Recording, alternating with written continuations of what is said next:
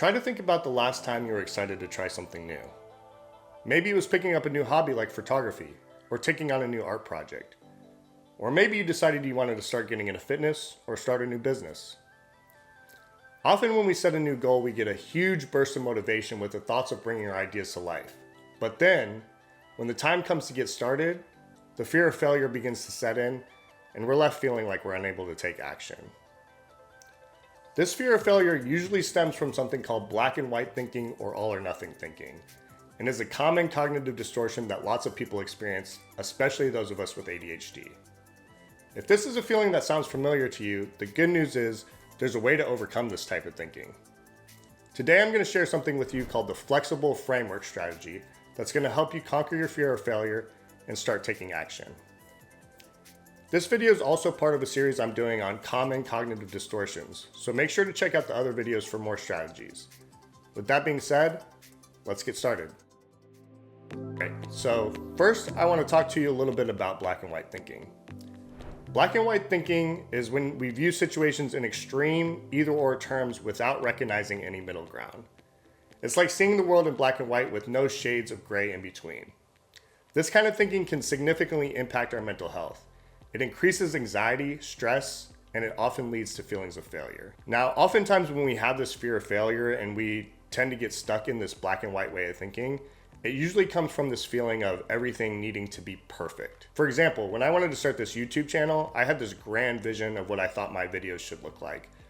I basically had a list of content creators that I wanted to emulate, and I felt like if my videos weren't as good as theirs, there was no point in doing it at all. Now you can see how getting stuck in this way of thinking can easily lead me to make excuses instead of taking action into actually creating videos. And so what I want to do is take that situation of not being able to start my YouTube channel, walk you through the flexible framework strategy, and show you what I did in order to actually start taking action and start creating videos. So in this situation where I felt like, all my videos had to live up to my grand expectations, the first thing that helped me to get out of it was recognizing that I was having those feelings in the first place. So recognizing that I was stuck in this black and white thinking and I was feeling like everything had to be perfect. And one of those ways you can begin to kind of have that recognition is to start to question why you're having those feelings in the first place.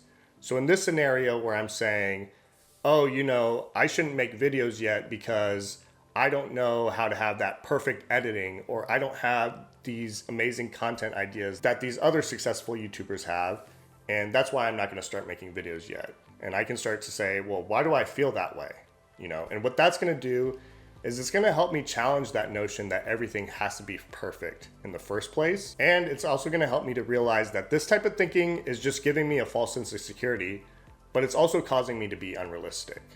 So now that we're noticing that we're being unrealistic with our way of thinking, the other thing is to realize that with these huge grand visions, the goal that we're setting is just too big and it's too vague. And so what we want to do is we want to break this up into smaller, more manageable tasks. So in the case of starting my YouTube channel, it's not saying, okay, what do I need to do to be a YouTuber with 1 million subscribers and millions of views? Because starting out, I'm not going to be anywhere close to that level, right? So instead what I want to do is say, what do I need to do to make my first video?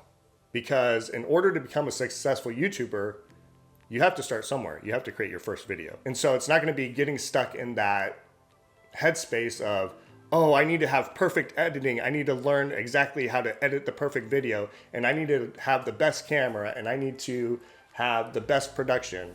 It's going to be saying, okay, to make my first video, I just need a camera. And I just need an idea.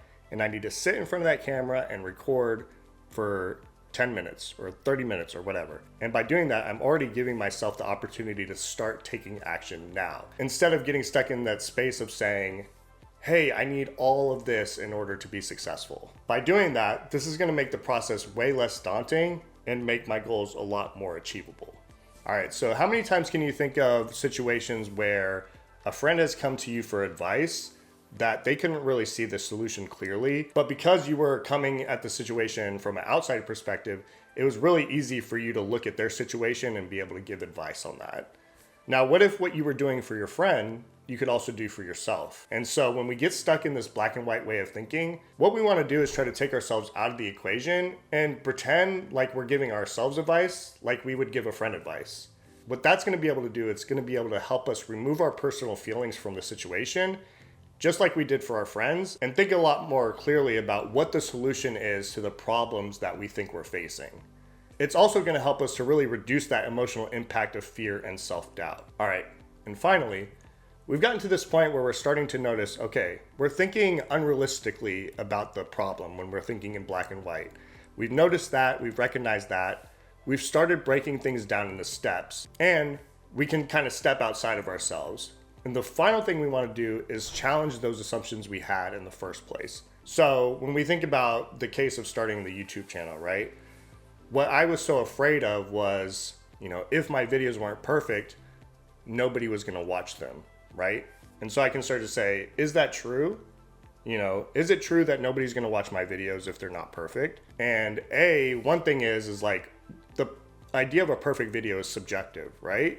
There's popular videos of all varying types of quality. So we can already say, no, that's not true. People might watch my video if it's bad quality, if it's good quality, that part doesn't matter.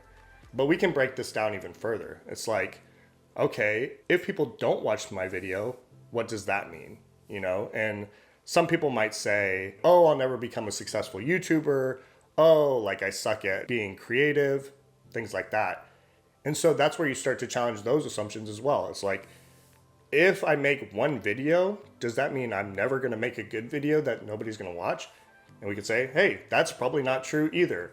These really successful creators that have millions of subscribers and millions of views, they all started somewhere as well. And most of them will tell you their first 10, 20, 50 videos, they had 0 views or very little views. And so by challenging those assumptions, we can start to realize like, hey, when I'm starting something new, I'm not going to be good at it right away.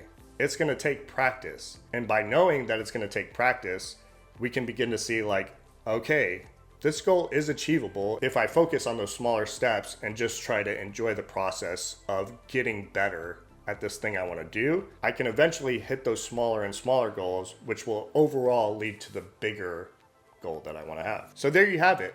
By recognizing when we're thinking in black and white, we can start to apply the flexible framework strategy, and we can stop letting that fear of failure hold us back and start taking actions towards meeting our goals. What are some of your favorite techniques for managing negative thoughts? Let me know in the comments below. If you found this video helpful, give it a thumbs up and subscribe. Thanks for watching, and have a great day.